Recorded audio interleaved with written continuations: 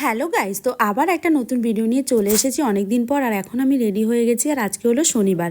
তো রেডি হয়ে এখন আমি বেরোচ্ছি কোথায়, চলো। আমি কিন্তু একা যাব না।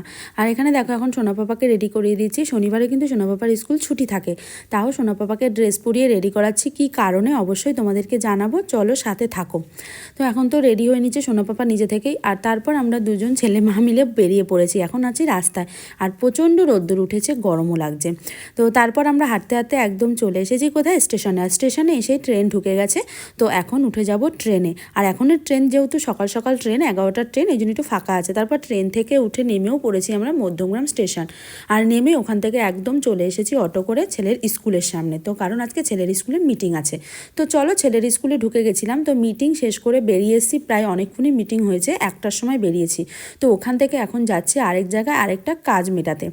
তো সেই কাজের জন্য আমি চলে এসেছি আমার বান্ধবীর বাড়ির এখানে। ও চলে এসছে, তো ওকে নিয়ে যাব যেখানে যাব। তো ওর বাড়ির কাছেই আমি এসি হলো টেলার্স, দেখো পেছনে লেখাই আছে। তো ওনার কাছে আমি আমার সালোয়ারের পিসটা বানাতে দেবো। অনেক দিন ধরেই ভাবছি বানাতে দেবো, তো দেওয়া হয় না সময়ের অভাবে, এই জন্য। তো ওই বান্ধবীটাও ওইখান থেকেই বানায়। তো ওকে বললাম চল আমাকেও একদিন নিয়ে চল। তো এই দেখো হাতে পিসটা রয়েছে, তো কেমন অবশ্যই জানিও। তারপর উনি আমার মাপ নিয়ে নিচ্ছেন। আর ও বললো নাকি খুব ভালো বানায় কাকুটা, সত্যি খুব সুন্দর নাকি বানায় সালোয়ার। আর আমি যেহেতু ফার্স্ট টাইম এসি বানাতে, এই জন্য আমাকে অনেকটা ডিসকাউন্টও দিচ্ছে, আর অনেক কমে বানায়। শুনেও বেশ মানে অবাক হয়ে গেলাম, এত কমে বানায়। তো তোমরা চাইলে কিন্তু অবশ্যই আসতে পারো মধ্যমগ্রামে। তো আমার মাপটা নিয়ে নিল কাকু। আর আমার চুড়িদারটা বানাতে লাগবে মাত্র 300 টাকা। তো আমি যেহেতু ফার্স্ট টাইম এসেছি, এই জন্য আমার একটু কম নিচ্ছে। ওনার প্রাইস হলো 330 থেকে 350 এরকম। তো সত্যি অনেকটাই কম। এক জায়গায় বানাতে গেলে প্রচুর প্রাইস নেয়, তো এখানে অনেকটাই কম নিচ্ছে। তো তারপর আমি আমার মাপ, আমাকে জিজ্ঞেস করছিল কাকু যে কেমনভাবে কি বানাবো। আমি বলছিলাম তুমি তোমার মতো বানিয়ে দিও। তারপর ওখান থেকে মাপ দিয়ে এখন চলে যাচ্ছি স্টেশনের উদ্দেশ্যে, বাড়ি যাব। অনেকটাই বেলা হয়ে গেছে, প্রায় 1:30টার বেশি বেজে গেছে। তো তারপর ওখান থেকে আমরা নিউ ব্যারাকপুর মোড় থেকে উঠে গেছি অটোতে। ওখান থেকে অটো করে আমি আর সোনা পাপা এখন চলে এসেছি স্টেশনে। তো স্টেশনে এসে ওখান থেকে কিছু কেনার ছিল স্টেশনে। তো সোনা পাপার স্কুলের প্রজেক্ট দিয়েছে, তার জন্য কিছু কেনার ছিল, ওখান থেকে কিনে নিলাম এই যে সোনা পাপার হাতে। তারপর সোনা পাপা বললো একটু চিপস খাবে।